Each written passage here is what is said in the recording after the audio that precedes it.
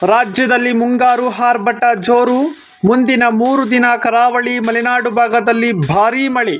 ನಮಸ್ಕಾರ, ನಾನು ದರ್ಶನ್.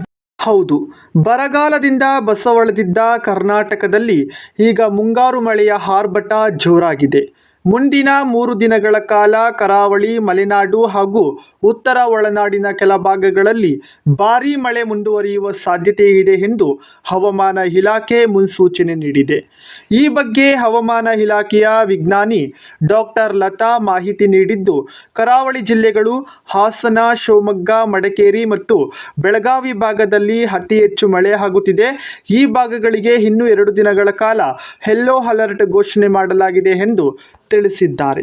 3 ದಿನಗಳ ಬಳಿಕ ಈ ಭಾಗಗಳಲ್ಲಿ ಹಂತ ಹಂತವಾಗಿ ಮಳೆ ಕಡಿಮೆ ಆಗಲಿದೆ. ಬೆಂಗಳೂರು ಗ್ರಾಮಾಂತರ, ಕೋಲಾರ, ಚಿಕ್ಕಬಳ್ಳಾಪುರ, ತುಮಕೂರು, ಕಲಬುರಗಿ, ಯಾದಗಿರಿ, ರಾಯಚೂರು ಭಾಗಗಳಲ್ಲಿ ಮಳೆ ಪ್ರಮಾಣ ಕಡಿಮೆ ಇದೆ.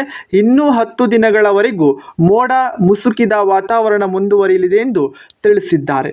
ಇನ್ನಷ್ಟು ಸುದ್ದಿಗೆ ನ್ಯೂಸ್ ವಿತ್ ದರ್ಶನ್ ಫಾಲೋ ಮಾಡಿ, ಸಪೋರ್ಟ್ ಮಾಡಿ. ಧನ್ಯವಾದಗಳು.